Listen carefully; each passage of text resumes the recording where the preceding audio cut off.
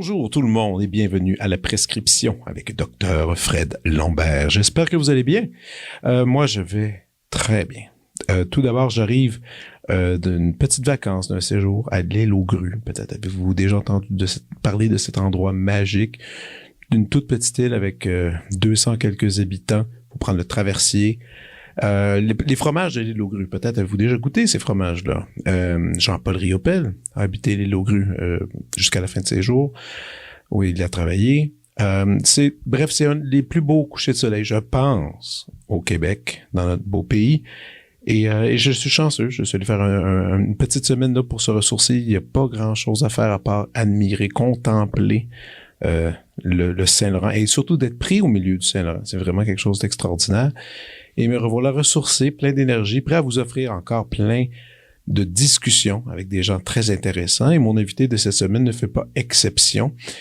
Il travaille dans le milieu de l'humour. Il pourrait être humoriste. J'y repensais beaucoup, même si c'est pas ça qu'il a nécessairement envie de faire, mais son sens du racontage est assez prodigieux et il est très intéressant. J'avais reçu son frère, Daniel Grenier, qui lui est humoriste. Mais Michel, lui, il est plutôt en arrière. Il tire les cordes de cette industrie, ma foi, assez curieuse. Alors, laissez-moi vous le présenter.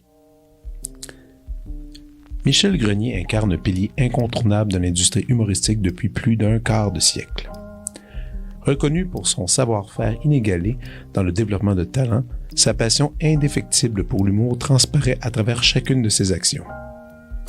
Au cours de sa carrière, il a joué un rôle déterminant dans l'essor de nombreux humoristes, les propulsant vers les sommets du succès.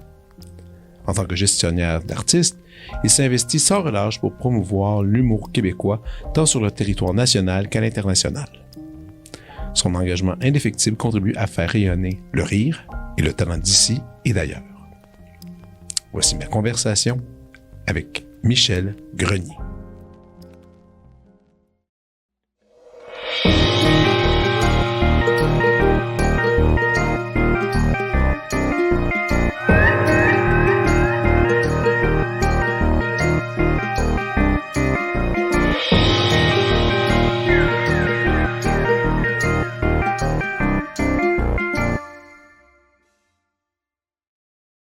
Puis, tu sais, tu me disais justement auparavant, le fait de... T'as tellement de respect pour ce métier-là que tu voudrais bien le faire. Bon, tu préfères être épaulé, on peut dire. C'est un peu ça, épauler les artistes.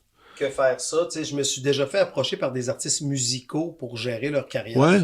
Puis, le problème est que moi, en humour, j'ai 100% des contacts, j'ai 100% confiance. Mm-hmm. Je te dis pas que je suis pas capable de gérer un artiste en musique. Ce que je te dis, c'est qu'en musique, il va me manquer un petit 5% que ça me fatigue. Fait que je veux pas offrir... C'est quoi le 5%, tu penses? C'est les boîtes de disques, il y a des différentes choses que j'apprendrais sûrement, mais le fait de pas les savoir, j'aime mieux rester en humour. Mais je comprends, puis tu sais, ça fait plus que 20 ans. Moi, ça fait longtemps que je fais ça. Moi, j'ai commencé sur scène avec mon frère. Ça, c'était les débuts, là, vraiment. Les débuts. 1990, je suis sur scène avec mon frère et là, immédiatement après, il cherche un gérant, un agent. Fait que je le fais comme en tentative de.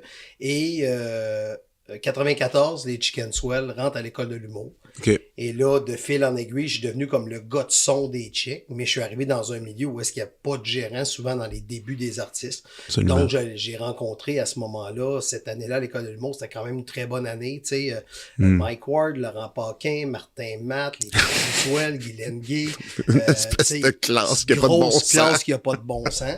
Et cette année-là, à l'école de l'humour, j'ai tout connu les gens qui étaient là, puis j'ai fait, je vais devenir gérant en attendant, tu sais, mais mon but, c'était vraiment de faire le son pour les artistes. C'était ça, mon but, c'était faire le son. Mais toi, t'as pas étudié... Ouais, j'ai étudié à musique technique. À musique technique, OK, donc t'as étudié... OK, Conception justement. sonore assistée par ordinateur. T'es-tu sérieux? OK, t'as fait ça. C'est le nom de mon cours. Ouais, qui n'existe plus, probablement, qui a évolué sur d'autres choses. Qui a sûrement évolué, exact. C'est drôle parce que, tu sais, justement, dans ce milieu-là, musical, tout change avec toutes les technologies, c'est comme complètement débile. Puis toi, t'as quand même connu l'humour dans une période où encore il n'y avait pas les réseaux sociaux, il n'y avait pas tout ça. Toi, tu dois des fois te pincer, dire à quel point que ça n'a pas de bon sens, à quel point que ça va vite.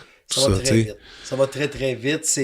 Moi, ce qui est bizarre, c'est que ma carrière est assez longue pour avoir connu d'envoyer un fax. Puis, tu comprends? Oh, ouais, tout ça. Je suis là. Je suis dans ce mood-là où est-ce que tout est différent. J'ai vu l'évolution, puis Internet a propulsé, a totalement changé la face de l'industrie artistique mondialement.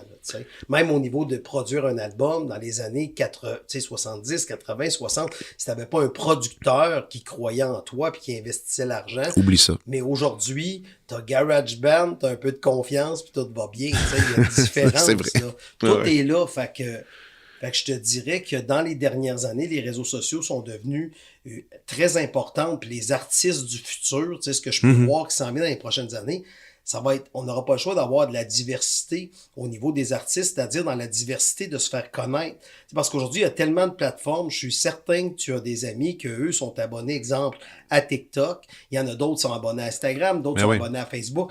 Mais là, moi, là, en tant qu'artiste, si je vais aller chercher ton cousin, il faut que je fasse un TikTok. Ah ouais. Je vais aller chercher ta tante. Il faut que j'aille faire un Facebook. Mais ça, est-ce que ça t'arrive donc des fois d'être assis avec tes artistes? D'ailleurs, on peut-tu les nommer tes artistes de management? Je gère Pierre-Yves Roy Desmarais, That's right. Mike Ward, Daniel Grenier, et je suis derrière Sous-Écoute, c'est-à-dire le booking de Sous-Écoute, les invités, les photos qui sont prêts à Sous-Écoute, les tournées, les différents pays, différentes... Déjà, je trouve que c'est beaucoup d'artistes, pour être franc. Je suis un des gérants qui en a le moins. T'es-tu sérieux? Oui. Mais ça, c'est bien. T'en prends soin. Je suis probablement celui qui en a le moins. Mais t'as des bons joueurs aussi. Là, oui, non, c'est ça chanceux. Aussi. Là. Je suis très chanceux de travailler avec ces gens-là. Moi, il y a une bonne histoire de gérance, mais qui a déjà été racontée. Bon, je peux quand même la dire. Je sais pas si c'est dans le privé. En tout cas, peu importe. Tu connais-tu un peu l'histoire de la gérance à Pierre Lapointe? Non. Ça, c'est une des meilleures histoires, je trouve, ever. Okay, j'ai très hâte de l'entendre. Parce que Pierre commençait, tu sais, il faisait des petites gigs, tout ça, mais Pierre, il a commencé assez... rapidement, il avait son petit band, il jouait. Puis un jour, il joue dans une place qui était un genre, je pense, de café ou un genre de bed and breakfast. Puis les deux personnes qui tenaient la place, qui avaient le bed and breakfast, c'est Michel et Jocelyne, sont là, Pierre vient faire, je pense, son truc, puis ils font c'est le plus grand chanteur qui a jamais existé. Puis ils sont complètement, ils en reviennent comme pas, ils vont le voir, ils ont dit, ben écoute, on voudrait te proposer une drôle d'affaire, on voudrait s'occuper de toi, on n'a jamais fait ça, mais on va tout quitter ça, puis on se lance on va s'occuper de toi, puis ils ont eu un client. Puis c'était Pierre Lapointe. C'est capoté quand même. C'est fou. Puis ils ont tout donné. Plus tard, il y en a eu une deuxième quand Pierre, vraiment faire... parce que là, Pierre a changé d'équipe, là, maintenant il est avec Spectra. Mais eux sont à la retraite. Mais avant la retraite, ils se sont occupés un peu de Salomé Leclerc parce qu'ils ont vraiment eu un coup. Ben, eux, ils me l'ont dit. Ils ont dit, nous, là, quand on l'a rencontré, c'est le meilleur chanteur. Il fallait qu'on le partage à tout le monde. Puis ils se sont lancés là-dedans. Ils ont appris le métier. C'est complètement fou. Puis, mais ça, c'est vraiment un truc de coup de cœur, puis de confiance. Moi, je suis un peu curieux dans ton cas, dans tes artistes que tu as. Évidemment, il y a ton frère. Vous êtes liés par le sang. Puis, même au-delà du sang, c'est un personnage incroyable. C'est un gars qui a une signature unique. Il est vraiment super. Mais mettons, dans le cas de Mike, c'était-tu un truc d'amitié ou c'était plus un truc que tu tripais sur lui, tu disais, OK, faut que je m'occupe de lui, j'ai envie de ça? C'est un peu comme par accident. C'est ce métier-là. Comme je te dis au début, moi, je voulais faire le son pour les artistes. Donc, mon but n'était pas d'être gérant d'artistes, mon but était de faire le son. Mais de fil en aiguille, dans le cas de Mike, mais il était la même année que l'école.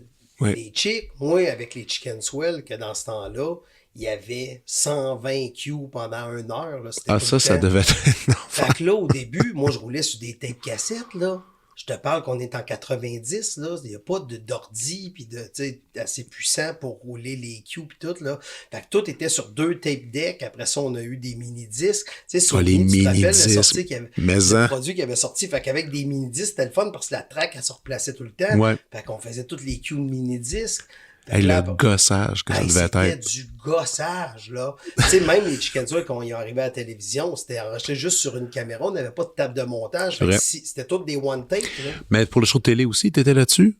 Ben, je travaille avec eux, mais, Ouais, ouais. mais j'ai joué quelques rôles dans cette émission-là, OK? Ouais, ouais. Parce que je suis un grand comédien. C'est pour ça que tu me reçois aujourd'hui. Attends, mais tu sais quoi que tu faisais? Parce que moi, j'ai tous les DVD Ah oui, des mais chicks. c'était des rôles Des petits secondaires, rôles, des là. petites Ouais, affaires ouais, comme ouais. j'étais assis dans un bar, je gueulais, j'étais Ok, en ok. feu, puis des espèces d'affaires de personnages qui n'ont pas de sens. C'était malade, ce show-là. Fait que ça, c'était encore là, pas de budget, fait qu'on Non, faisait ce qu'on pouvait.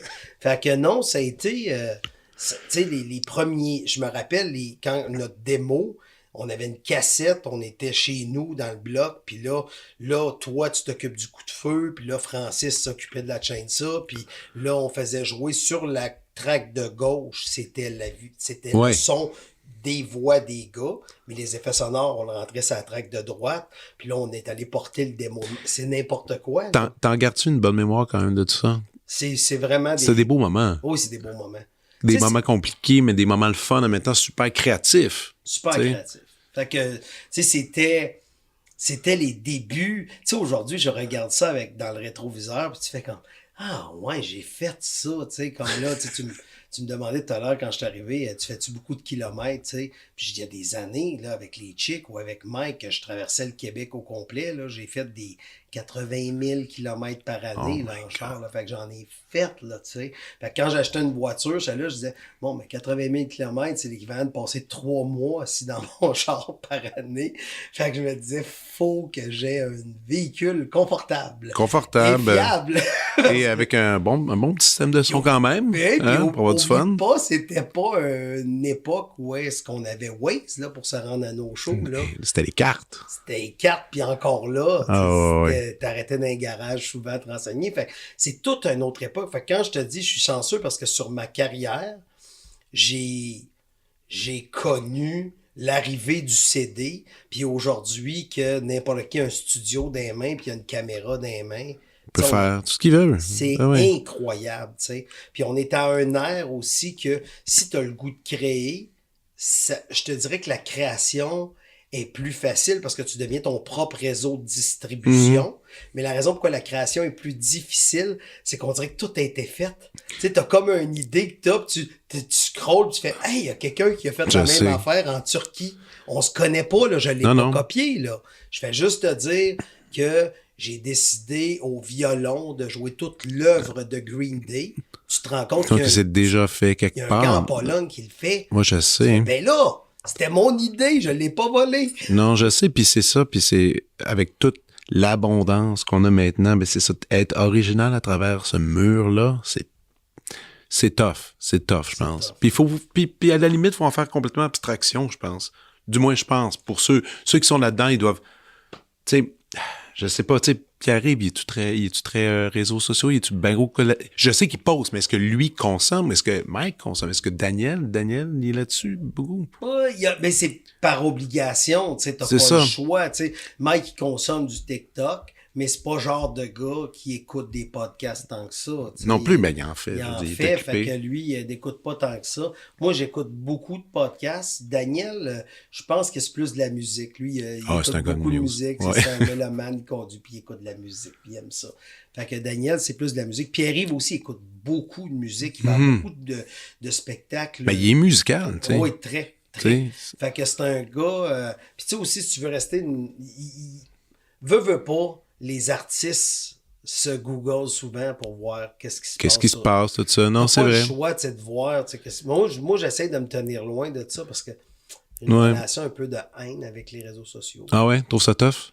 Ben, c'est juste que aujourd'hui, on dirait que tout le monde fait du clickbait, sans exception. Ah ouais. Fait que c'est tout le temps des fausses nouvelles où, tu sais, quand toi, tu connais vraiment le fond de l'histoire. Même des grands réseaux reconnus, là, ont embarqué là-dedans, là. Tout le monde, là. C'est fou, là. Moi, dernièrement, quelqu'un d'un grand réseau m'a écrit pour avoir une nouvelle là, à propos de Mike. Puis j'ai fait, depuis quand vous faites du clickbait, tu sais? Ça a arrêté la discussion là. Ben oui. Mais t'as raison. On est rendu là parce que il y a comme une crise des médias présentement. Fait que il faut qu'ils trouvent une façon de se renouveler. Ouais. Fait que là, c'est là que ça devient difficile pour eux. Très difficile. Puis c'est vrai que c'est achalant de voir comment les nouvelles sont présentées. Puis des fois, tu regardes le titre, tu fais, j'y vais, je clique dessus, je clique pas. Là, tu cliques, là, tu fais, ah, non, je me suis fait avoir. Ça, c'est plate, ça, quand ça arrive en Mais plus. ça arrive trop souvent. Mais ça. Trop souvent. Mais ça. Puis aussi, maintenant, aussi avec l'intelligence artificielle et tout ce qui se passe présentement, là, de plus en plus, ça va devenir difficile de voir ce qui est vrai de ce qui est faux. Ah, je sais. Ça a déjà débuté, c'est déjà là. débuté, là. Fait que Mais rien qu'en ce moment, rien que toi, là. Rien que toi qui es tout en train de parler au micro, toi puis moi, là, on a assez de discussions qu'on a de 12 minutes in. Avec les 12 minutes, il y a maintenant une app que tu rentres ça, puis je peux te faire dire n'importe quoi. C'est déjà parti. Ouais. Ça existe déjà. Ça, c'était épeurant. Si tu le temps de m'en aller là. Hein? Avant qu'il y en ait trop. Avant qu'il y en ait trop, tu me le diras. Non. Mais c'est ça. Mais c'est ce qu'on est rendu là. On est rendu là. Puis, faut savoir comment se servir à bon escient de ces technologies-là. Oui. Donc, je pense. On est-tu dans le plus bel âge de l'humour en ce moment, tu penses? Les plus beaux temps? Certains le disent. Certains disent que oui. Certains disent que c'est vraiment la meilleure époque pour être humoriste. Tough question, hein? Colin, je veux pas faire de peine au monde qui t'ont dit ça, mais j'ai pas le feeling que c'est le meilleur temps. Oh, there you go. Mais ça, t'es le premier que j'entends qui va dans... mais c'est parce que toi, t'as les mains j'ai connu toutes les époques. T'as connu toutes les époques. Puis tu sais, c'est parce que tout le monde dit que justement, à cause des réseaux, tu peux construire un fanbase très fort, que les choses peuvent opérer. Tu sais, regarde, exemple. Il y a quelques années, ben ça, je pense que tu t'en souviens, je faisais un petit peu de critique d'humour à Radio-Canada. Oui. C'est bon. Et on a fait ça pendant un certain temps. Puis même qu'après un certain temps, j'allais au show, puis je regardais ça, puis je me souviens qu'on avait parlé, je pense, avec Catherine, puis j'ai dit, je pense qu'on va arrêter de faire ça. Tu sais. Je pense que ça amène pas grand-chose, dans le sens que les fans sont tellement présents pour les artistes qu'ils aiment que la critique, honnêtement, puis je vais avoir l'air bizarre de dire ça, mais je pense que la critique en humour est presque pas nécessaire. C'est gros comme affirmation, mais dans le sens que pour remplir une salle, ça va pas être déterminant maintenant. Les gens aiment. Quand les gens aiment, ils aiment, tu sais. Sauf que la critique fait rappeler aux gens que l'artiste que t'aimes existe. Je te donne un exemple. Vas-y. Il y a moins d'un mois, c'était la première de Mike à Québec. Oui. Et nous, on se demandait, on fait-tu une première médiatique, tu sais? Parce que on dirait que ça peut juste nuire. Là. Quelqu'un qui dit « j'aime ça », la personne déjà vendue, elle aime ça. Mais en théorie, Mike n'aurait pas besoin d'une Il n'aurait pas besoin, mais je te dirais que la semaine après les critiques sont sorties, de la première, on vendait du 3, 4, 500 billets par jour. OK, quand même.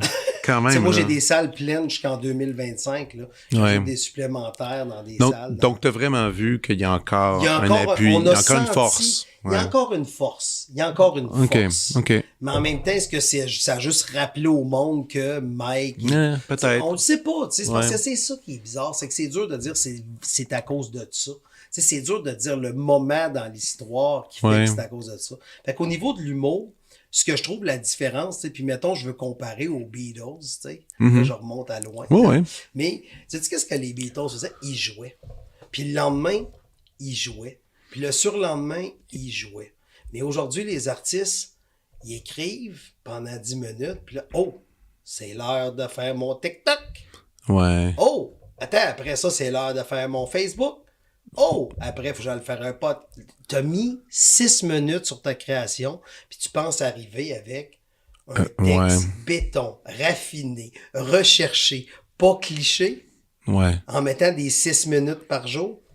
Je t'annonce que il y aura toujours des bons humoristes, mais présentement, il y a des gens qui iraient autant à passer une soirée à scroller qu'aller voir des shows d'humour, tu me suis dit, Fait que l'humour est en train de se transformer, au niveau on le voit juste avec... Mais au niveau du métier, tu veux dire, surtout surtout. Parce qu'on n'est plus rendu juste dans la création du meilleur texte, on est rendu dans... Faut que j'aille chercher des fans là, faut que je fasse ci, faut que je fasse ça. Là, tu sais, moi, je fais de la photographie dans la vie pour mon plaisir et j'ai déjà envoyé une photo à un artiste parce que je fais surtout de la photo d'artiste. Et j'ai envoyé une photo à un artiste puis l'artiste m'a répondu « Hey, merci pour la photo. OK, je la posterai pas aujourd'hui parce que là, aujourd'hui, j'en ai déjà fait. C'est le joke, là. Puis là, demain, c'est le photo. Puis là, après-demain... OK, bravo, mais il est où ton temps de raffiner ton art, d'écrire mieux, d'écrire plus? OK, non, t'es occupé à faire des TikTok. Ben, c'est ça. Le soir, tu vas arriver avec une V1 faible, puis bravo, là, tu sais. Non, c'est Fait ça. que j'ai juste le feeling que les personnes les plus fortes dans un domaine, tu sais, mettons, on pense en combat ultime, Georges Saint-Pierre, Ouais. il s'entraînait à tous les jours, Ouais. à savoir comment contrer quelqu'un. Il est devenu le meilleur au monde en faisant juste Ça. Ouais. Il était pas ses réseaux, il était pas, tu sais, aujourd'hui il l'est, là, on le voit, Mm-hmm. il faisait des combats, puis il s'entraînait, puis il regardait sûrement des vidéos de combats, puis il essayait de s'améliorer, puis il était au Ouais. gym. Tu sais, moi, je connais bien. Une obsession. Une obsession. Une obsession. Il mettait tout son temps sur ça. Fait que les humoristes qui mettaient tout leur temps sur leur humour, aujourd'hui, il y en a de moins en moins. Tu comprends-tu, qui ont cette liberté-là? Ouais. Parce que comme tu dis, c'est le meilleur air, par exemple, pour un humoriste. Ça dépend comment tu le prends. Tu sais, une phrase, on peut toujours la revirer d'un bord puis de l'autre. C'est le meilleur temps pour être humoriste que si, mettons, t'as pas un agent présentement, mais t'as pas besoin d'argent. T'as ta chaîne télé, YouTube. Oui, exact. Tu sais, t'as ta chaîne télé, t'as tes médias, t'as Facebook, t'as ton attaché de presse, Instagram. Non, mais le pire, c'est que c'est vrai. Fait que c'est le meilleur temps. Ouais. Et si tu passes trop de temps à faire toutes ces petites créations-là, ben ton art, qui est d'écrire le meilleur texte possible sur un sujet qui n'a pas été exploité, de trouver l'angle dans quelque chose qui a... C'est tough. C'est tough. Puis ça, c'est sans compter qu'il y a des TikTokers ou des gens sur Internet. Puis là, je dis TikTokers, ça peut sonner un peu péjoratif, mais des gens qui sont comme toi et moi, on peut avoir la même idée que Dave Chappelle aujourd'hui. Oui. Tu comprends? Tu sais, on regarde les nouvelles présentement, on voit quelque chose. Tous les deux, ce matin, on habite dans deux endroits différents. Il se passe de quoi? Mettons, au Japon. Un monsieur qui s'étouffe avec des... Ah non, c'est ça, exact, ouais. Tu vas avoir un gag, je vais avoir un gag. Paf. Puis on a le même, là, tu sais, parce que les nouvelles se rendent plus loin. Moi aussi, c'est pour ça que je te dis, ça devient de plus en plus difficile, dans le sens que...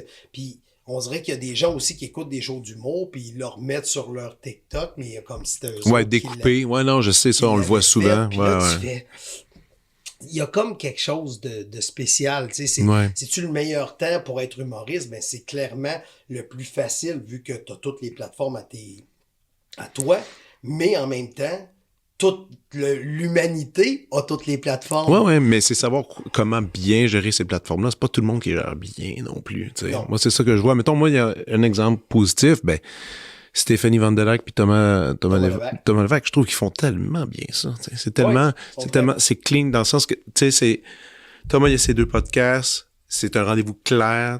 Ces deux rendez-vous-là font que tu t'attaches à lui. Puis après, tu veux le voir en vrai, faire son matériel qu'il a travaillé. Paf, c'est simple de même. Puis c'est sûr que cette formule-là, là, tu sais, aujourd'hui, je pense que c'est presque nécessaire. On dirait que tous les humoristes doivent avoir un podcast. Du moins, je parle à l'américaine. Là. Ouais. À l'américaine, c'est obligatoire. Ils en ont tous un. Là. Tu sais, j'en connais peu qui en ont pas. Là, tu sais. Même Dave Chappelle, à un moment donné, il avait commencé avec... tu sais, il avait commencé sur une drôle de plateforme en trio, là, avec Yacine B, puis en tout cas, finalement, je pense que ça n'a pas duré, là, mais peu importe. Mais toi, comment tu vois ça, justement, cet élan-là? C'est sûr que toi, tu sais, ce serait un peu étrange, justement, que Pierre-Yves ait son podcast, tu sais, tout d'un coup, ou pas, peut-être qu'il veut le faire, ou peut-être qu'il y a quelque chose à faire avec ça. Mais il y a des gens qui se lancent là-dedans. Est-ce que c'est nécessaire, tu penses? Ben, il faut que tu trouves une façon. Tu sais, il y en a qui mettent leur crowd work. Là, tu prends comme un Sugar Sammy, il n'y a pas de podcast. Ouais, exact. Tu sais, il y a juste un. Le crowd work, c'est bon. C'est toujours. Tu sais, Mike Baudouin fait un peu la même affaire aussi. Il y a des artistes qui mettent leur crowd work, tu sais. Ben, sauf que par contre, ça, c'est amusant. Il y en a une de mes humoristes préférées américaines, Jessica Kirson, que j'adore, je capote sur elle. Tu connais?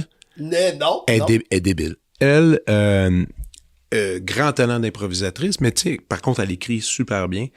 Puis elle a commencé justement à faire ça. Elle dit, ben, si je mets du matériel sur TikTok, je vais juste mettre du crowd work. Elle a commencé à faire ça. Et là, elle arrivait en show, puis les gens étaient comme un peu fâchés qu'elle ait du stock écrit. Ils voulaient du crowd work. Donc, elle a été obligée de créer un show crowd work seulement. T'sais. Puis elle est un peu prisonnière de ça maintenant parce qu'elle fait tellement bien que là, elle doit faire là, elle l'annonce, mais elle fait un crowdwork show, puis là, après, je fais mon vrai show. T'sais. Puis il y avait un autre humoriste comme ça, j'ai entendu parler aux États-Unis, que le nom, tu sais, tu peux payer pour être dans les premiers rangées pour te faire roaster, là, tu sais, roast le monde. Tu sais, c'est bizarre. Tu te rends compte que là, tu me dis, c'est-tu la meilleure ère pour être humoriste? Mais c'est un air que quelqu'un peut rentrer sur scène pas préparé, puis ça, on pourra se reparler du pas préparé. Du crowdwork, là, en passant, qui est pas du crowd, en tout cas. Non, je sais, mais qui peut être, qui est préécrit, qui est scripté, carrément. Tu sais, tous les soirs, c'était quelqu'un dans la salle. Ben oui. Puis il y a même des gens qui stage des crowdwork. Non. Oui. Oh shit. Ouais. Ça va. Ouais. Mais ça doit paraître quand même. Non, pas nécessairement. Non, les moldus s'en rendent pas compte. Les moldus s'en rendent pas compte. Parce que, tu sais, si t'allais voir, tu sais, l'artiste, justement, que tu viens de me nommer, Jessica Kirson, ouais. Ouais, Kirson. Fait que cette femme-là, je suis sûr, si tu la suivais toute sa tournée crowdwork, tu te rendrais compte qu'elle a le même pattern. Puis elle a les mêmes formules. Ben oui, c'est clair. Tout le temps, c'est clair. La fille super belle, t'es avec un gars vieux. Puis la fait t'es avec lui pour son argent. Ah ouais, c'est ça. Là, le monde dans la salle, je peux pas croire qu'elle a dit ça. Elle est vite. Elle est pas vite. Elle l'a fait à Boston puis à Chicago. On peut-tu revenir de son crowdwork rapide? Tu sais, il y a des formules de crowdwork.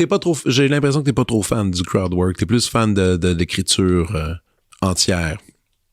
Mais c'est parce qu'on dirait que j'aime quelqu'un qui a pris tous les angles sur un numéro. Ça me dérange pas le crowdwork, c'est juste que ça l'impressionne les gens. Mais le crowdwork, c'est l'équivalent de quelqu'un qui dit pige une carte, ça c'est le 3 qui va sortir. Un petit tour de magie. Un petit tour de magie à ta table. Tu sais, mais pour les gens, ils font comme il m'a demandé quelle carte? C'était le 3. C'est malade, là, tu comprends? Mais tandis qu'il y a Copperfield qui fait des affaires. Qui disparaît. Qui disparaît ou qui fait disparaître la Statue de la Liberté. Là, tu c'est ça, c'est une autre chose. Il y a deux sortes de tours de magie. Je comprends. Dans un numéro, c'est le fun quelqu'un qui a pensé à une situation puis qui l'accote de tous les angles possibles. Tandis que le crowdwork, ça reste relativement facile comme humour. C'est un humour qui est facile, qui est en surface, qui est vraiment, je le dis d'après comment je te vois habillé. Tu sais, je vais dire, t'as un manteau de telle affaire, voir à cette heure. Ta classe sociale est là, je peux me moquer de ça.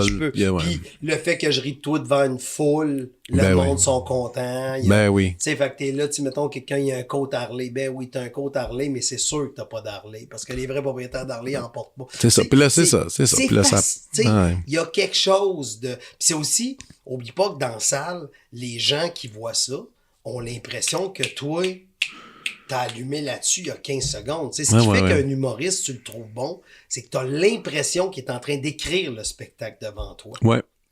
C'est ça. Mais, qu'est-ce que tu penses de ça, toi, l'écriture sur stage?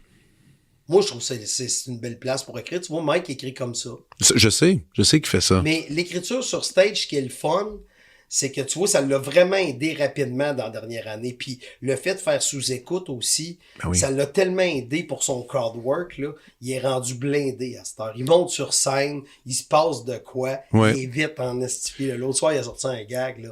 C'est dans une autre dimension, là. Tu sais, c'est comme... Mais il y a du crowdwork. Mais le podcast a aidé. Le podcast l'a aidé beaucoup. Un podcast devant public, mine de rien, ça change toute l'affaire. Ça change tout. Il y en a deux...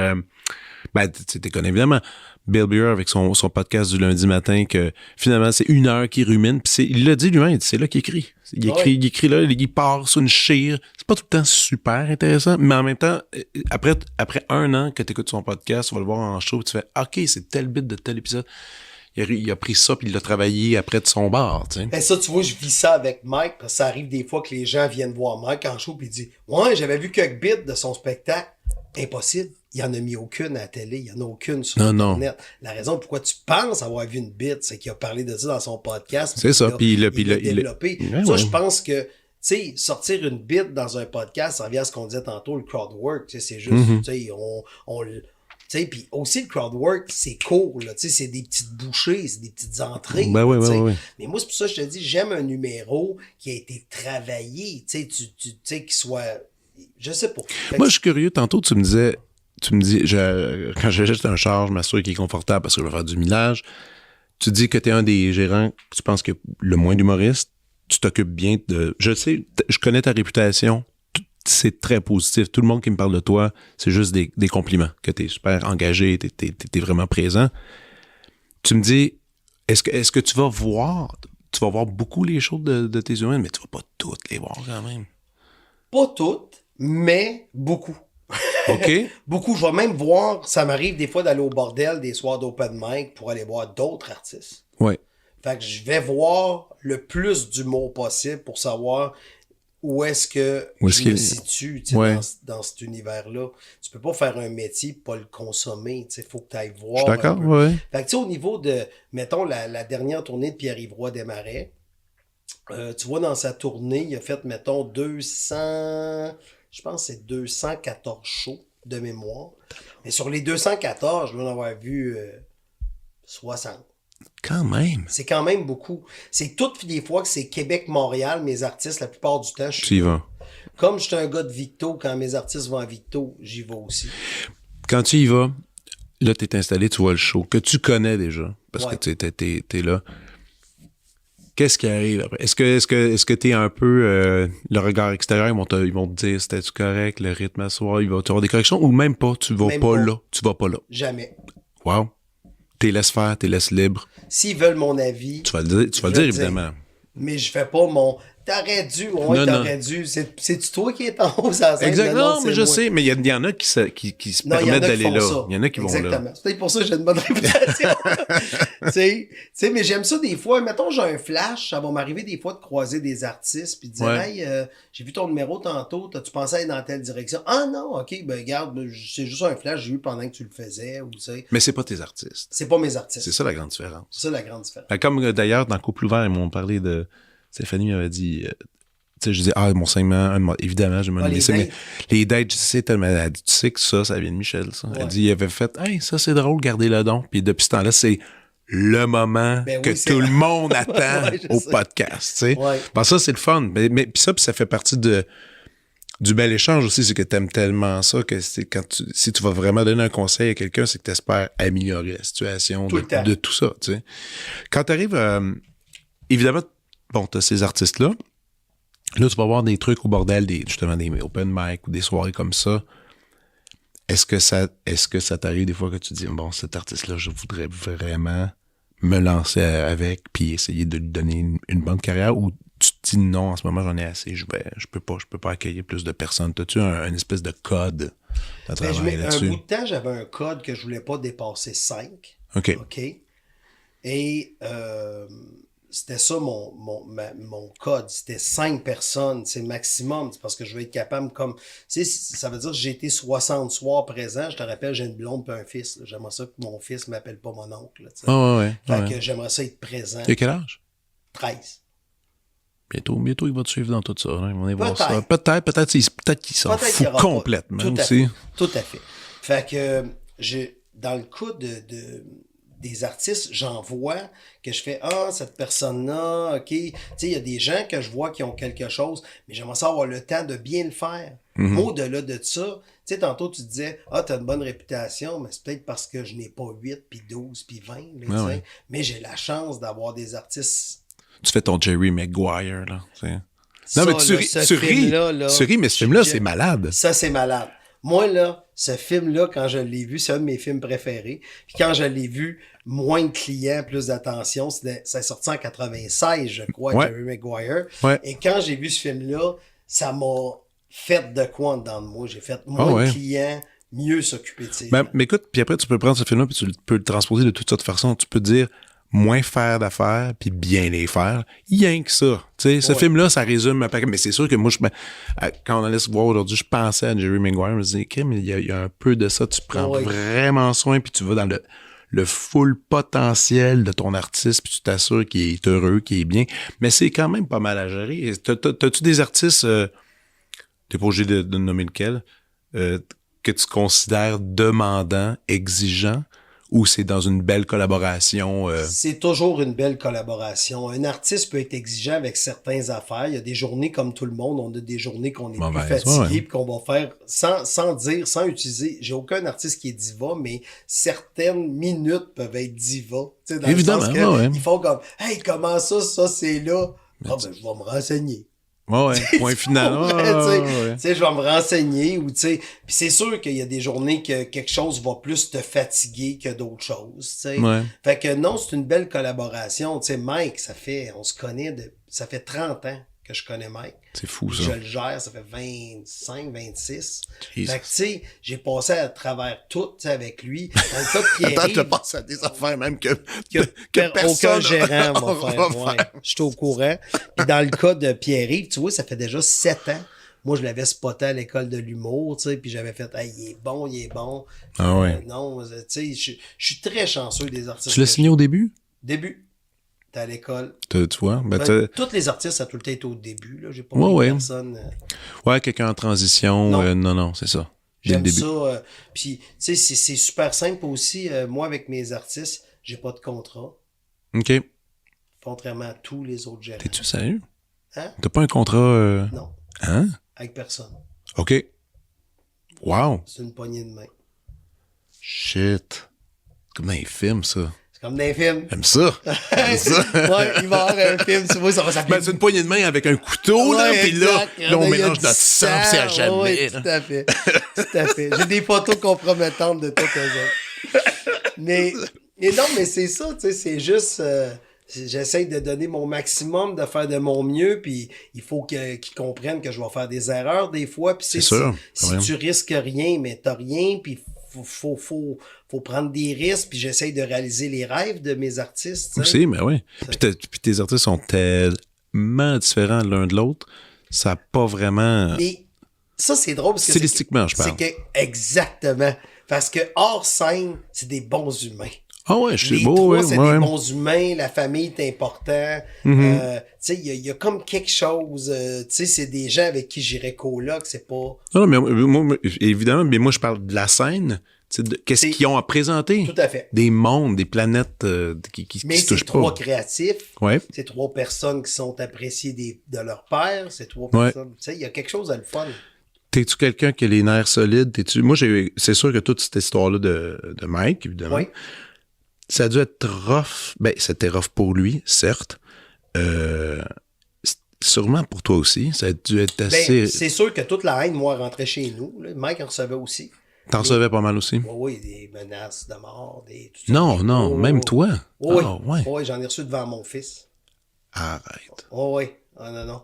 Puis c'est drôle, c'est que quand je l'avais des États-Unis ou de d'autres pays, c'était moi qui recevais plus la haine que Mike. Parce que les personnes, quand je recevais des appels des États-Unis, c'était tout le temps « Pourquoi tu gères un gars de même? » Fait que le problème, c'était moi, c'était pas Mike. Ah, wow. Fait que quand ça, je voyais, mettons, sur mon téléphone, San Francisco, Boston ou New York. Là, tu savais Miami, que... c'était bon, je vais me faire envoyer chier par quelqu'un qui parle en anglais. Wow. Puis, ça t'a pas trop donné de séquelles de ça, de stress? Moi, je me sens, il va recevoir des menaces de mort vers mes enfants, je serais en train de capoter ben raide. Ouais. À un moment donné, tu viens que faut que tu fasses ta part, faut que tu comprennes que les gens, souvent les gens qui te font des menaces, c'est eux qui vont pas bien. Là. C'est plus eux que... Ouais. Que le contraire. C'est à un moment donné aussi. Puis des menaces de mort, tu sais, je vais dire quelque chose de vraiment, vraiment épeurant pour toi. Mais si je veux te tuer, je te le dirais pas. Non. Je comprends, non, mais je comprends. Exact, c'est ça. Non, mais c'est ça. Je vais te trouver, tu sais. Ouais, c'est juste essayer de faire peur un peu. Ouais. Et essayer de donner de la trouille. C'est ça c'est aussi des gens qui sont souvent mal informés à propos d'un sujet. C'est sûr qu'en vieillissant, on dirait la capacité d'absorber du stress. Je sais pas si c'est cette histoire-là qui a affaibli ma couenne de stress, mais je te dirais que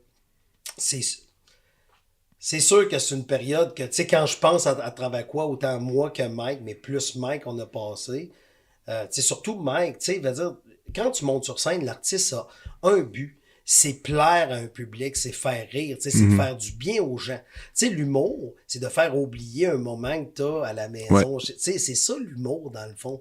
Fait que t'imagines-tu, il y a des gens qui te disent pourquoi t'as fait ça, pourquoi t'as fait ça. Puis aussi, c'est pour ça que je trouve ça difficile avec l'humour que Mike fait, qui est un humour noir. Corrosif, là. Corrosif. Le fait de sortir cet humour-là des salles, c'est de sortir.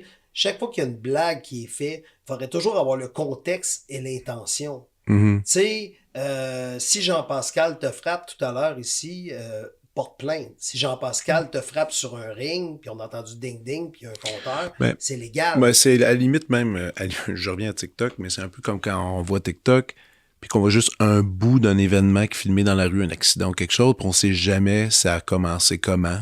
On sait jamais on sait jamais rien de ça. Ça peut être, ben, ça peut pas, non. C'est trompeur parce qu'on juge rapidement une situation. Dans le cas de l'humour, c'est sûr que, je sais que, tu sais, aux États-Unis, ils ont commencé quand même tout là. Ben, au bordel, c'est assez respectueux. Ils disent, fermez votre cellulaire, laissez les gens créer. Mais je comprends ce que tu veux dire, les petites pochettes. Moi, j'avais regardé vouchers. pour en louer, mais c'est genre, ça coûte 5$ par personne. Non, j'étais au seller il y a pas longtemps, puis c'était exactement. Maintenant, ils font ça, tu mets ton sel, tu rentres. Puis c'est malade. C'est malade parce que tu vois le monde, les 5 premières minutes sont agités de pas avoir leur sel. Là, ils sont comme, ils rushent comme des malades. T'sais. Mais après, c'est vrai que, puis ça, je dois donner raison à la pochette, c'est qu'il y a un abandon. Il y a un abandon qui se fait, puis que tu es vraiment présent avec l'humoriste. Les gens vont permettre plus qu'est-ce qui se passe à la scène sans avoir à inventer une espèce de justice sociale qui se cache en arrière d'un propos, peu importe. Là, tu le prends, puis c'est fini, puis c'est évaporé. Ce moment-là, il disparaît après. Peut-être ça va peut-être devenir éventuellement une pratique ici, je sais pas. Mais tu vois, au bordel, moi, les gens sont quand même assez respectueux. Puis tu vois, c'est drôle parce que tout à l'heure, tu sais, on enregistre les sous-écoutes. Les gens, souvent, qui achètent les billets, c'est des gens qui peuvent, ils peuvent le revoir sur Internet. Ça donne quoi de filmer quelque chose que tu vas revoir. Déjà, puis tu le fais mal, en plus. Il y a comme un respect qui est plus là. Fait que, non, ça, les sous-écoutes, t'es tout le temps là? Tout le temps. Tout le temps présent? Oui. Cool. Hey man, t'en as vu. J'en ai vu du monde, j'en ai vécu des affaires. Fait que, non, j'en vois beaucoup des podcasts, j'en écoute beaucoup, j'en consomme beaucoup. Moi, je suis curieux d'un truc. Puis ça, on va aller dans les opposés. La plus belle gig, la pire gig. T'en as-tu une d'inscrite en tête? C'est assez simple. La plus belle gig, je te dirais, puis c'est les plus stressantes aussi en même temps, c'est sûr que t'as l'accomplissement, là, tu sais. Je te dirais, la plus belle, c'est... je te dirais que quand Mike est rentré dans le Centre Bell pour battre le record... De sous-écoute, ouais. Tu sais, j'étais en arrière de lui, j'ai pris une photo, là, puis l'espèce de moment, là... Ouais, le buzz. Le buzz à ce moment-là de 20 000 personnes qui gueulent, de voir défiler sur un écran, sur le Jumbotron, de voir défiler tout ce que Sous-Écoute a accompli. Tu sais, parce que nous, Sous-Écoute, c'est un véhicule, on est assis à l'intérieur, on réalise pas l'ampleur de... T'es dedans le véhicule, tu sais, fait que là, t'es là, tu roules, tu t'en vas, mais quand t'entends 20 000 personnes gueuler, là... Ah non, c'est fou. Puis tu es en train de battre un record Guinness, puis le monde a attendu 2 ans pour ce show-là.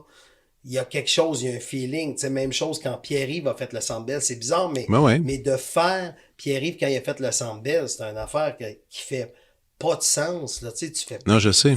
Voyons, ça n'a aucun sens. Tu sais, avec Daniel... chacun de mes artistes, je pourrais être fier. T'sais, Daniel le fait qu'il a quitté un groupe, qu'il a dû réapprendre son métier. Ah oui. C'est complètement fou. Et là, Daniel, je te parlais tout à l'heure. Ça va bien, là. Ça va super bien. Et je te disais tantôt de réaliser les rêves. Daniel va faire Albert Rousseau seul. À l'automne. OK. Ça, c'est niaiseux, mais tu sais, Albert Rousseau, c'est comme la salle mythique. Là, tu me suis. C'est une grosse salle. C'est une grosse salle. Et là, Daniel l'a fait avec les Chicken Swell. Il a animé des galas, les Oliviers. Les seuls qui ont animé les galas, les Oliviers 4 années consécutives, c'est les Chicken Swell dans l'histoire des Oliviers. C'est vrai. Fait que c'est les seuls. Tu sais, je suis fier de ça. Je suis fier que Daniel ait appris son métier. Je suis fier de Pierre-Yves, de toutes les capacités qu'il a à l'automne animer la disque. C'est quelque chose que Pierre-Yves avait pointé lui, la journée que j'ai commencé à le gérer, il a dit, j'aimerais ça faire ça un jour, tu comprends? Non, puis il joue de la muse en plus, il comprend ça. Il aime la musique, puis il va voir beaucoup de spectacles, puis il me fait découvrir tellement d'artistes québécois. Des fois, je m'en vais en char avec lui en tournée, puis justement, on écoutait des affaires. Je fais, c'est qui ça? C'est ça. Parce que j'arrête de découvrir à un moment donné. Mais ça, je te dirais, je suis fier de tous mes artistes pour différentes raisons. Puis il y a des choses aussi que pour les gens, c'est bien banal. Il y en a qui vont dire, Mike Albarousso, tu fais 6 fois ce mois-ci. Mais pour Daniel, c'est un... Oui. Ta minute, c'est d'y aller en solo, là. Et là, la réalité. Là. Fait qu'il y a quelque chose de fier là-dedans. Sous-écoute, qu'est-ce que ça accomplit. C'est moi de voir qu'on a voyagé autour du monde, c'est l'année passée. C'est vrai, vous êtes allé en France en plus. Vous êtes allé, c'était avec Blanche, Gardin. Avec Blanche Gardin. C'était cool ça. J'étais allé avec Blanche, j'étais allé en Belgique. Elle est malade, elle. J'étais allé on a tellement ri, on était avec Martin Matt à Lausanne, en Suisse, tu sais. C'est des affaires que je peux pas. J'étais allé avec Mike jouer à Dubaï. J'étais allé à Abu Dhabi, je suis allé à Haïti, je suis allé jouer Christian, on est allé jouer en Irlande, je suis allé jouer. J'ai fait partout. J'ai fait partout, puis je suis fier de tous mes artistes, la façon qu'ils travaillent. Puis les pires gigs, T'en as-tu des mémoires, mettons que c'est la médaille d'or de la pire fois de ta vie? T'es là, tu te penses, qu'est-ce qui se passe? C'est irréel. Il y a une fois, on était en spectacle à Londres avec Mike, puis Mike faisait un numéro sur son ami qui est en chaise roulante. Okay. Puis il y a des gens dans la salle, il y a quelqu'un qui est en chaise roulante. Là, les gens pensaient que Mike riait du gars qui est en chaise roulante. Dans la salle. Dans la salle. Okay. Puis à la fin, le propriétaire du bar est venu nous voir, moi et Mike, puis il a dit, là, il y a du monde qui attend dehors pour vous péter la gueule. Fait que vous allez sortir par une autre porte, il y a un véhicule qui vous attend. Faut que vous partiez tout de suite. Oh my on God. a embarqué d'un char, c'était même pas un vrai taxi, tu sais, tu comprends? OK. Puis là, on est parti d'un char noir on a sorti par une autre porte. Parce qu'il y avait des gens qui voulaient... Il y avait des menaces physiques. Là. Des menaces physiques. Tu sais, qu'est-ce qu'il y a comme gig weird? Il y en a... Tu sais, j'essaye de penser... C'est parce qu'à un moment donné, tu t'es mieux oublier ceux-là pour mettre dans ta mais des fois, une bonne mauvaise gig, c'est le fun de l'avoir dans sa poche, tu sais. Tu vois, tu sais, aussi, en vieillissant... Ben, pas en vieillissant, mais tu sais, mes artistes, j'ai quand même la chance... Qui font moins en moins ces gigs-là. Ouais. Tu sais, dans le sens que c'est plus dans le début de carrière, tu sais, avec les Chicken Swell, coucher 4 d'une chambre d'hôtel. Ouais. Puis dans cette chambre-là, le lit, tu mettais 25 sous. Puis ça checkait, un petit massage. Ça, j'ai vécu ça, là, tu sais. Ou monter avec les Chicken Swell en show. On avait été à Val-d'Or. Okay. Et on avait un gag de Buisson dans le show, et là, fallait qu'on monte tout le long la tête penchée de même parce qu'on a le buisson au-dessus de nous autres. Tu sais, c'est des affaires qui font pas de sens. T'sais, avec les Chicken Swell, à un moment donné, je vais faire un show à Sherbrooke, je fais une crevaison en allant, on appelle un ami, je fais une crevaison en revenant, et là, on est pogné sur le bord de l'autoroute, moi, Francis, Simon, Olivier Fecteau, puis Daniel, mais sur la 10, il y a rien. Fait que là, on se déguise avec les costumes des Chicken Swell pour se réchauffer, pour aller appeler. Et on est en lapin rose sur le bord de la 10 à 4 heures du matin parce qu'on n'avait pas de cellulaire. Fait qu'on allait à la cabine téléphonique en lapin rose, puis en lutin, puis en viking. Avec les costumes. Avec les costumes parce qu'on avait trop froid. Fait qu'on s'habillait. Mais ça, c'est beau, ça. Ça, c'est une belle image. C'est une belle image. Ouais, mais c'est beaucoup de problèmes qu'aujourd'hui, j'ai un cellulaire puis j'ai les sous. Il y a une question de sous aussi. Oui, aussi, ben oui. Fait que, non, il y en a. C'est tout le temps. Puis aussi, ce qui est plate, c'est que souvent, les mauvais contrats, c'est parce que les gens savaient pas. Tu sais, quand tu parlais tout à l'heure que ce qui est le fun, que tu as été au Cellar. Au Cellar. Ouais. Au Cellar, tu sais, tu dis les gens rangent leur cellulaire et tout, mais il y a des gens qui ne savent pas. Tu arrives dans des endroits, tu joues, ils gardent la télé ouverte au hockey pendant que tu es sur la scène. Je sais. Ah ouais. Ça, c'est des conditions. Fait que je te dirais qu'en vieillissant, dans les dernières années, j'essaye d'enlever ces mauvaises conditions-là à mes artistes. J'aime mieux dire non qu'avoir un artiste déçu. Ouais, je comprends. Tantôt, tu disais que ce que t'aimes, c'est d'accompagner tes artistes, c'est selon chacun, d'accompagner leurs rêves. Oui. Toi, c'est quoi ton rêve? T'en as-tu? Ben, honnêtement, c'est un mauvais rêve, tu vas dire, mais j'aime ma carrière à date. Puis Ouais. je vais la faire toute ma vie, là, tu sais, je me retirerai jamais, là, tu sais. Mhm. J'aime beaucoup ce que je fais. Fait que je le vis à tous les jours, le rêve. Tu sais, je fais vraiment, tu sais, combien tu penses qu'il y a de gens au Québec présentement, même juste dans les personnes qui écoutent ça, moi, je fais vraiment le métier que j'aime. C'est bizarre, c'est pas le métier que j'ai choisi. En C'est plus. le métier que j'aime. Et j'adore ce métier-là à un point que quand je suis en vacances, je vais voir ça. Tu comprends-tu? Ouais. Tu sais, dis-toi là, que c'est Ouais. c'est un métier un peu bizarre. Là. Tu sais, je suis en train de te dire, qui au Québec peut dire qu'ils aiment assez leur métier pour que quand c'est pas leur métier... C'est encore c'est leur passe-temps et leur métier, c'est tout en même Exact.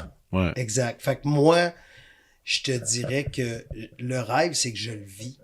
Tu sais, j'ai une blonde fantastique, mon fils est en santé, j'ai Ah ouais. un toit, je mange à ma santé, puis Ah ouais. tu sais, je mange à ma faim, peut-être trop, selon ce que certains pourraient dire. Ton frère me parlait aussi. C'est drôle. Vous êtes quand même liés par le sang. Il y avait le même discours de gratitude. Il disait, tu sais, dis-moi, je vis le rêve. Il dit avec mes blagues, je peux aller m'acheter une douzaine d'œufs puis manger à cause de mes blagues. Il dit, tu comprends-tu à quel point que ça n'a pas de bon sens? Il dit, puis lui, il disait la même affaire, il dit, je vis le rêve. T'sais. Ah, c'est drôle. Quand même cool. Bon, écoute, Mais on vit le rêve toutes les deux. vous êtes 2 frères dans la famille, c'est tout? On était 3. Ok. J'ai un frère plus vieux qui est décédé. Ah, OK. Et cette énergie positive que Daniel a, que toi t'as, c'est quoi? C'est-tu dans le sang aussi? Tes parents, C'est c'était-tu? ma mère. Ta mère? Oui. Ta mère avait ça. Elle a encore ça. là. Elle a encore, OK. Elle a 88. Oh yes! Ouais, elle va avoir 88, là. Elle a 87. Elle va avoir 88, très bien. Puis cette joie de vivre-là, elle l'a... Tout le temps. Elle l'a tout le temps. Tout le temps, tout le temps, Wow. tout le temps. Fait que ma mère est vraiment comme ça. Fait que toujours voir le verre, il est jamais vide. Là. On peut dire le verre à moitié plein. Pour elle, peu importe le niveau, il y a tout le temps quelque chose à faire. Là. Puis la créativité, ça venait d'elle aussi? Toutes ces... Je pense que oui. Ouais? Je pense que oui, mais la créativité vient souvent avec la nécessité. On n'a pas le choix. Ouais. Fait que, tu sais, quand les Chicken Swell étaient à la télévision, puis ils expliquaient qu'il y avait besoin d'une soucoupe volante, bon, on tapait 2 assiettes Ben oui. de tarte ensemble, pour on mettait 2 cerises, puis c'était rendu ça une soucoupe volante. Fait que c'est un peu ça, c'est le fait que quand t'as pas le choix de t'arranger avec rien, tu te débrouilles. Fait que... Est-ce que ta mère a suivi pas mal ce que vous faites? Et Colin, oui. Ah ouais, une vraie fan? Oui. Une vraie, là. Une vraie, là. Tu sais, elle découpe les articles quand il y en a. Puis là, Fait elle un petit suit... scrapbook, Ah là, ouais, de elle ça. suit Mike, elle adore Mike, là. Elle Ah aime ouais. ça, là. Puis là, elle était dans une chorale, puis il y avait une madame qui aimait pas Mike, puis il a dit c'était un bon gars. Puis là, Ah tu sais, C'est intéressant, Mike, pour ça, parce que, écoute, le nombre de discussions que j'ai eues, puis je suis pas le seul. Combien de gens ont des discussions? Tu sais, quand tu dis que c'est un vrai sujet polarisant où t'es en conversation, puis d'un coup, tout le monde avait des idées opposées. Puis là, les gens changent. Après la conversation, les gens changeaient d'idées ou revenaient en arrière. C'était pas inintéressant, tout ce conflit-là, tu sais. En repensant à ça, puis aussi les valeurs qu'il allait chercher en arrière de ça, sur la liberté, sur la parole, en tout cas, je trouve. Lui, maintenant, il a fait une couple de confessions là-dessus, où est-ce qu'il a dit, bon, c'est fait, c'est passé, puis il passe à autre chose. Le show, il va bien. Le nouveau show, il va bien. très, très bien. On a vendu beaucoup de billets, mais je devrais pas dire ça. Je devrais pas dire ça. Le show va bien. Le show va bien. Faut pas que je parle de vente. Parce que Non. j'ai ma phrase célèbre qui dit le restaurant qui vend le plus, c'est McDonald's, c'est pas le meilleur. J'arrête pas de dire ça, moi aussi, cette phrase. C'est drôle, tu dis ça. J'arrête pas de dire ça. Parce que tout le monde dit, ben, hey, c'est populaire, donc c'est bon. Je fais, ouais, mais McDo, c'est populaire, est-ce que c'est bon? T'sais. Non, exact. Faut Fait que faire moi, dans le nouveau attention. show de Mike, c'est ce que j'aime, c'est qu'il y a quelques numéros qu'il fait qu'il n'y a pas un autre humoriste qui a eu l'audace de faire. Non, mais je l'ai pas encore vu, je dois admettre, mais j'ai très hâte d'aller le voir aussi. Écoute, le temps file, puis j'aimerais quand même avoir un peu ta prescription. Je sais pas si tu as eu le temps de la préparer. Toi, c'est facile à aller. Moi, c'est facile à aller. J'ai rien préparé de prescription. Je vais y aller super rapide. Okay? Yes! Fait que je sais que tu as tout le temps, au niveau de la prescription, c'est les gens peuvent dire des choses, des recommandations. Ouais. Alors, je vais commencer avec que, OK, si j'avais à revenir sur la Terre, tu sais, dans ton podcast, tu avais éclairé, y a-tu quelque chose que tu regrettes dans ta vie si remplie de bonheur, Michel? Ma réponse aurait été, je trouve que j'ai pas assez lu dans ma vie. OK. Je ne suis pas un lecteur. Tu sais, j'ai écouté quelques-uns de tes podcasts et les Ouais. gens font des recommandations livres. Ouais. Puis là, quand j'écoutais ton podcast, là, je me disais, hey, je lis pas vraiment. Tu sais, moi, ce que j'aime lire, c'est des biographies. OK. Donc, j'aime ça quand il y a quelque chose. Comme là, je suis en train de lire Scotty de Scotty Bowman. OK. Là, j'aime ça lire. J'ai lu Not Dead Yet de Phil Collins. Mais tu sais. qu'est-ce que t'aimes dans les bios, c'est justement de... Ben, c'est que c'est arrivé. C'est que c'est vrai. C'est que je sais pas. Moi, c'est que c'est vrai. Toi, la fiction, eh. Ben, je vais l'écouter. Star Wars, mais je le lirai pas.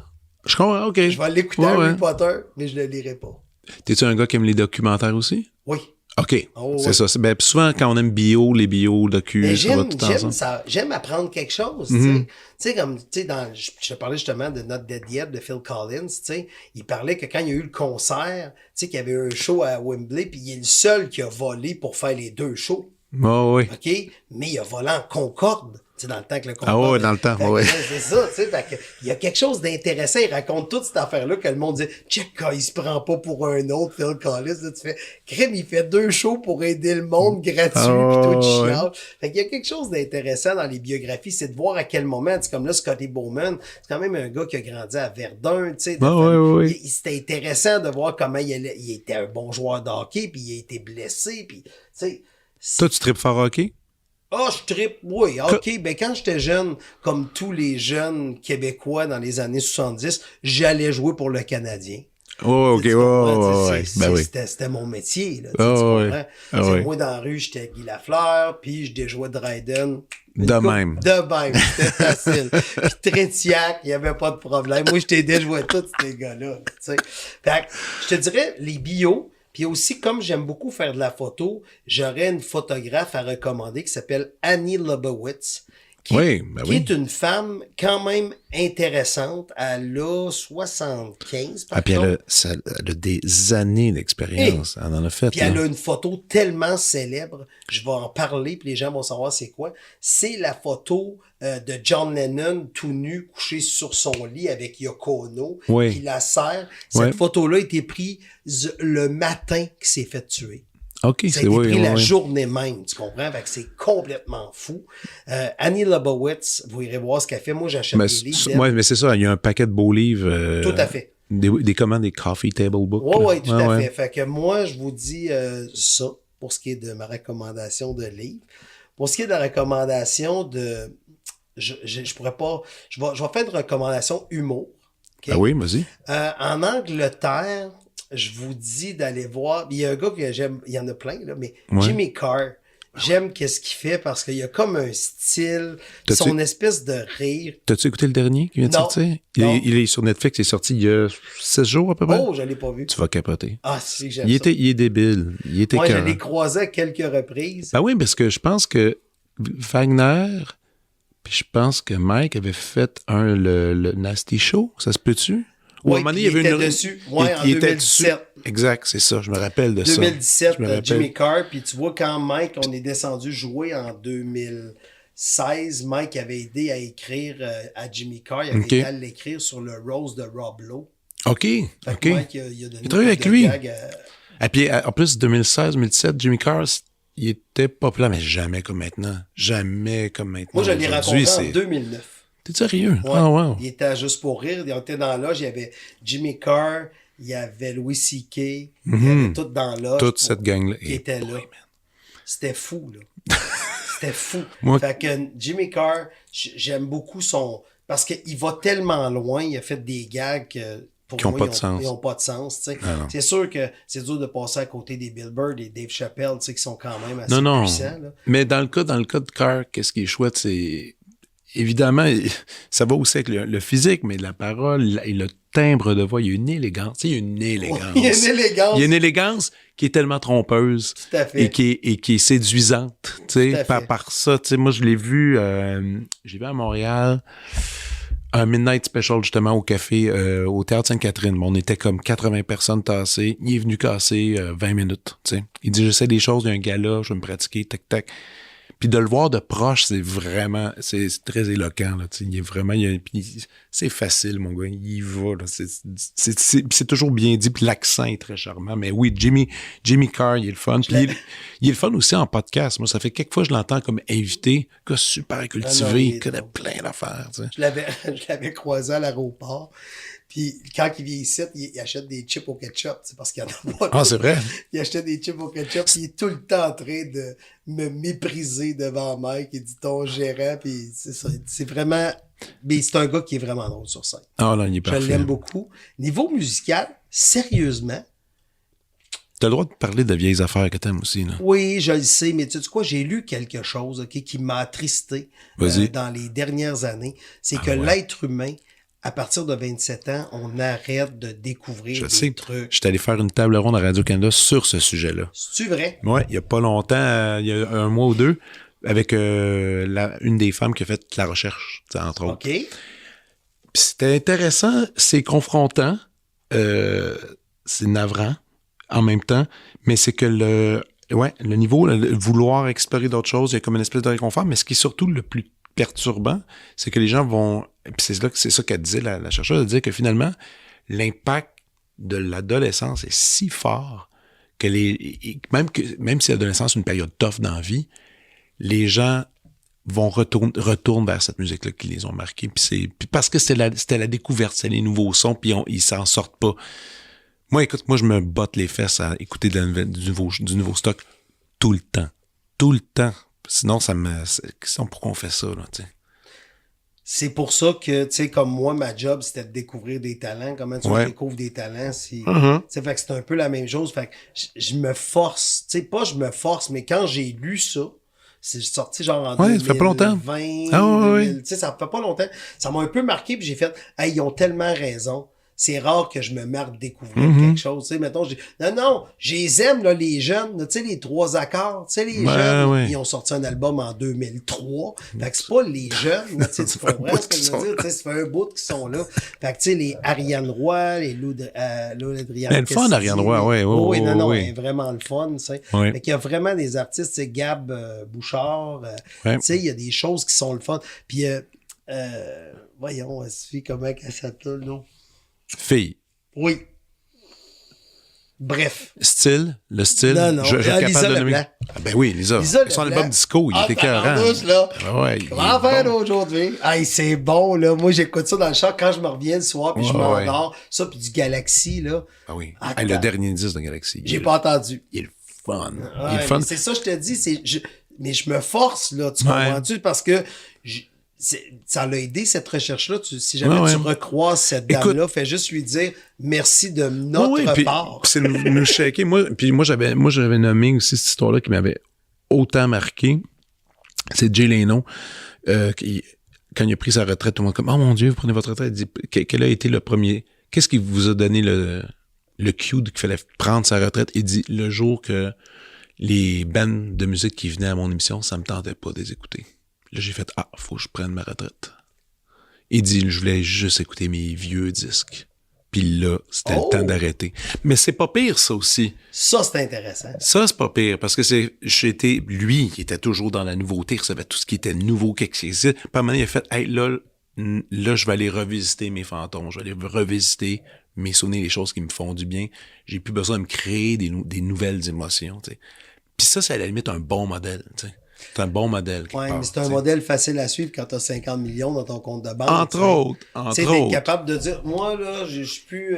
mais si tu avais animé un talk show, exemple, à Télé-Québec ou à Télé communautaire, même si tu avais eu 40 ans, tu pas le goût de les entendre, les bandes, tu vas les écouter pareil. Puis, sais-tu quoi? Tu sais, c'était une phrase qui paraît noble à entendre, mais la vérité... c'est que il était juste, lui, c'est peut-être la vérité à lui, mais c'est peut-être pas la vraie vérité. Non, je sais, évidemment, mais je sais pas, ça m'a fait réfléchir quand même, même aussi cette étude-là, c'est... Ça me rentrait dedans. Ouais, puis il faut se garder. Moi, écoute, je me garde en forme. Chaque fin d'année, il sort des palmarès d'affaires. Là, je regarde qu'est-ce que j'ai pas écouté. Je le mets. Je fais, je vais aller voir qu'est-ce qui se passe un peu du côté. Moi, mais dans mes dernières découvertes, le petit Béliveau, je sais pas si t'as écouté. Ah, ben oui. Fun, oui, ça. C'est bon. Il y en a sorti un la semaine passée, un nouveau disque. Super le fun. Encore une fois, stylistiquement, il il incorpore toutes sortes de nouvelles sonorités. Il est vraiment agile dans sa créativité. Donc, ça, c'est le fun. Tantôt, t'as dit que t'écoutais beaucoup de podcasts. Moi, je suis curieux de savoir quel podcast t'écoutes, par exemple. Oh, Colin, j'en ai On a-tu le droit d'aller là? Ah non, mais vas-y, man. Ok, Shoot-moi ok. tout. J'écoute Couple ouvert. Ouvert, ouais. J'écoute Distorsion. Oui. J'écoute Over and Out de Victoria Charlton. Ça, je ne connais pas. C'est quoi ça? C'est un podcast de true crime. Je suis pas le public cible. Là. Ok. J'écoute ça, mais je suis pas le public cible. OK. Elle a 600 000 abonnés. Non, Ça, c'est un true crime crime. show. C'est quoi? Ouais, Elle va comme prendre des Distorsion. cas, elle va les analyser Ouais, un c'est peu. ça. Ben, comme toutes les Comme true tout. crime, Ouais, tu sais. c'est ça. J'écoute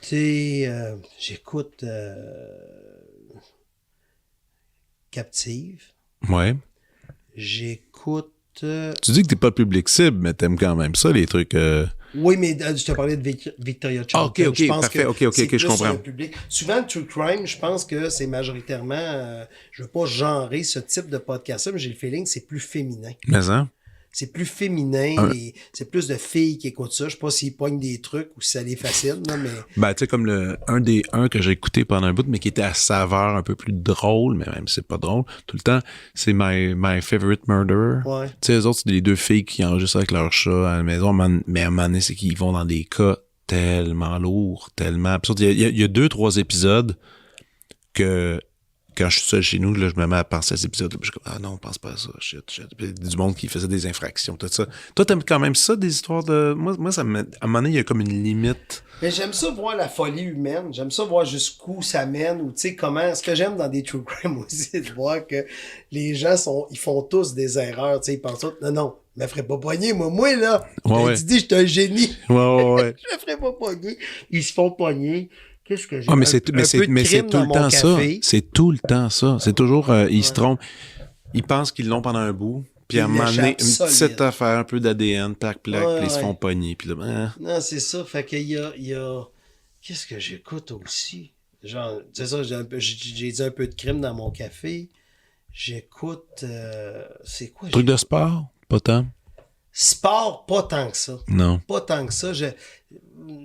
Quand je vais écouter du sport, c'est T'écoutes la le radio sport. que j'écoute. Puis C'est ça. aussi le sport. Parlons de la radio pendant 2 minutes. Ben ouais. Moi, tout à l'heure, tu disais, c'était une période dure de ta vie, tu sais, tout le bout qu'on était en menace de mort puis en cours. Ben, tout ce bout-là, j'écoutais le 91.9. OK. Parce que ce qui est le fun, c'est qu'il parlait pas de Mike sur cette chaîne-là. Puis j'avais la paix. Fait que j'écoutais la radio sportive, tu sais, uniquement sportive montréalaise, c'est ce que j'écoutais constamment. Fait que j'écoutais ça, là, mais à côté, là, je l'écoute moins maintenant, j'écoute plus des podcasts. Je comprends. Tu sais, puis quand je suis invité à un podcast, c'est comme quand tu m'as placé l'invitation pour venir te voir, je dis bon, je vais en écouter 3. Faut toujours savoir un peu, 3, 4, là, comprendre la formule. J'ai écouté Stéphanie Vandelac, j'ai écouté Pascal Lévesque. Oui. J'ai écouté mon frère. Ben oui. J'ai écouté... mais mon frère, j'avais écouté il y a longtemps. Ouais. Fait que j'ai écouté mon frère, j'ai écouté Pascal Lévesque, puis j'ai commencé à écouter Magali Saint-Vincent. Oui. Fait que, cher tu vois, Magali. j'ai à peu près 3,5 de toi d'écouter. Fait que c'est pour ça que ça m'a un peu stressé, parce que au moment de la prescription, j'ai fait « Hey, il nomme des livres, des pièces de théâtre. » Moi, je vais juste voir de l'humour tout le temps. Fait que je me sentais pas assez... Mais t'aimes tantôt, tu citais Jimmy Carr. Tu dis des fois en vacances, tu vas en voir, mais quand t'es en vacances, genre du stand-up à l'étranger, là, tu vas aller en regarder un peu? Oui, mais tu sais, en même temps, ça donne que je vais souvent aussi pour le travail. C'est ça. Tu sais, c'est ça, là. Tu sais, tu sais, quand je fais mettons, quand je vais faire des spectacles à Haïti, t'as un exemple, ben Mike était avec 7 autres humoristes. Fait que automatiquement, je jouais d'autres humoristes, tu sais. J'ai fait un spectacle à Paris avec Mike. Il y avait Mike, Kairon, Gad Elmaleh, puis Eddie Izzard sur le même show d'une salle de 200. Ah, ouais. Ouais. Au Bus Palladium à Paris. Ça devait être cool. C'était très cool. Ça, c'est des shows fun, ça. C'est des anecdotes. Avant, on soupait tout ensemble. C'est des Izzard qui parle français, anglais et qui a traduit son choix en allemand. Oui, non. Il y a quelque chose d'impressionnant. Des Izzard qui fait en ce moment à Broadway, à New York, Hamlet, mais tous les personnages. Tout le texte au complet. Ah, ouais. Ouais. Ah, il est weird, ce gars-là.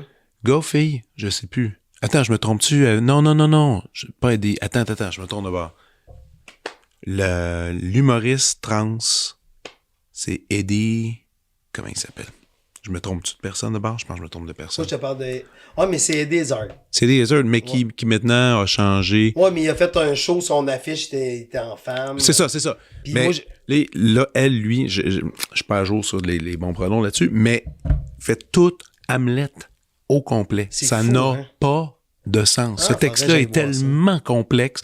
Changement de costume, toute l'affaire, tout seul sur scène, c'est une espèce de projet. Puis les critiques sont assez bonnes en général, mais tu sais, c'est comme avoir ça sur le dos, je sais même, tu sais, ça dure comme 2h30, 3h. Non, c'est une machine. Ah, une C'est machine. un gars qui s'est mis à faire des marathons aussi, puis tout le kit. Un par jour. Ouais.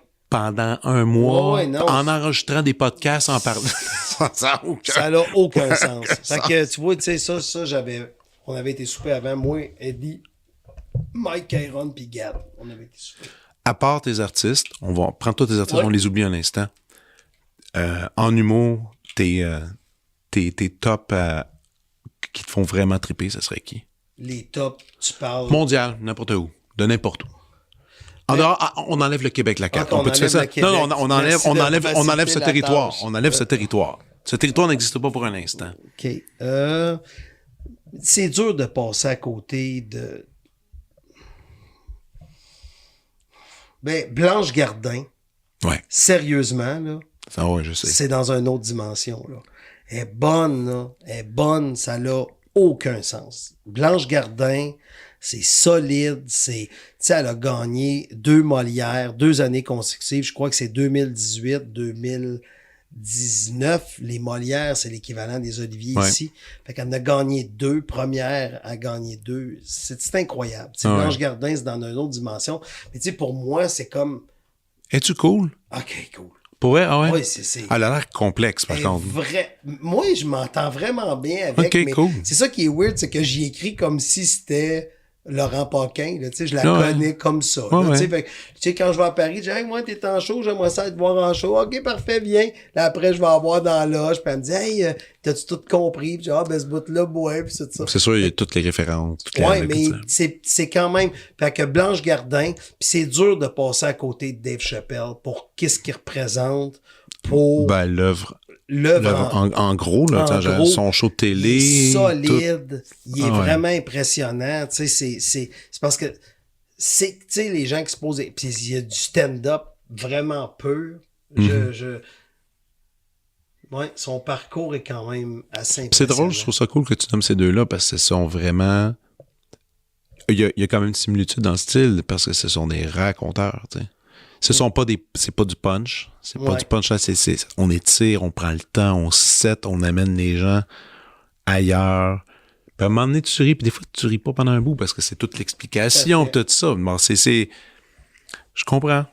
Moi aussi, j'aime ça. Mais t'as du punchline, ça doit pas trop être trop. C'est pas trop ton genre non plus. Ah, ben ça dépend, non, Il y en a c'est pas quelques-uns aussi. vrai, c'est pas vrai, comment il s'appelle, non, le gars de Boston avec ses gros cheveux, qui avait sorti un album, voyons, non. De Boston? Stewart. Stewart? Still Have a Pony. Il avait sorti I Have a Pony. Puis 15 ans plus tard, il a sorti un album I Still Have a Pony. Ah, attends, mais là, ça va me gosser si je le trouve Ouais, pas. moi aussi, ça me gosse là, Attends, présentement. Mais ce qui est I le fun, have- c'est que nos recherchistes travaillent là-dessus. Ouais, c'est-à-dire nous. I still have a pony. Je vais te trouver ça dans une seconde. Stephen Wright. Ah oui, Stephen Wright. Stephen Wright, Je connais pas tout Stephen Wright. Je connais quelques affaires ici et c'est un là. gars de liner. Il est débile, lui. Ouais, lui, c'est un Le gars de liner. pace. Le pace. Mais tu vois, Jimmy Carr, c'est un gars de liner aussi. C'est un liner. C'est un vrai, liner. c'est vrai, Puis il c'est est très, vrai. très bon, Jimmy Carr. Mais Tu sais, en. il a fait des lignes que... C'est ça, c'est parce que Stephen Wright, il est plus PG-13, tandis Ouais. qu'il y a certains gags de Stephen Wright, de Jimmy Carr que ça passe pas. Là. Non, non. Moi, j'ai entendu faire un gag en 2009 là, dans une autre dimension. Ah ouais. Que c'est tellement... Tu sais, quand je te disais prendre hors contexte, pendant 2 secondes, j'ai dit « Ah, je vais y dire le gag ». Mais le problème, c'est que c'est un gag de 2009. Fait que Ouais. déjà là, je peux pas te donner un gag qui est écrit il y a 15 ans. Impossible. Puis, la deuxième affaire, c'est que si je le dis là, c'est hors contexte et c'est dans une autre langue. Fait que t'imagines-tu, j'étais sur le point de te citer Ouais, un ouais. texte d'il y a 15 ans qui est en anglais, en français, par moi qui est pas Jimmy Carr, puis on n'est pas dans une salle le soir. Fait Ça pourrait être mal vu ça pourrait être mal vu. ou, Fait que ou interprété. ça, c'est ça que j'aime pas de la nouvelle... j'allais pas dire pas de la nouvelle génération, mais le fait que les gens aujourd'hui peuvent sortir les gags des salles, c'est ça qui me fait... Ouais. C'est le hors contexte. Oublie jamais, si t'entends quelque chose qui te choque, avant d'être choqué, pose-toi la question, qu'est-ce qu'il y avait avant, qu'est-ce qu'il y avait après, puis c'est où que cette phrase-là a été prononcée. Puis après, si tu as à te choquer avec ça, ben choque-toi. Ouais, Tant pis. Mais Tant au pis. moins, être bien informé. tout à fait. On va conclure là-dessus. Michel, Yes, merci beaucoup. c'est un plaisir. Très cool. Bye. Bye bye. Vous venez d'écouter La Prescription avec Dr. Fred Lambert. À l'animation, Frédéric Lambert. Réalisation, montage, recherche et bons conseils, Olivier Chamberlain. Au logo, Joël Vaudreuil. La musique, le groupe Crabe. Jérôme Minière, Philippe B., Ben Chimie, Guillaume Beaulieu et Vincent Vertefeuille. Merci d'avoir été à l'écoute et à bientôt.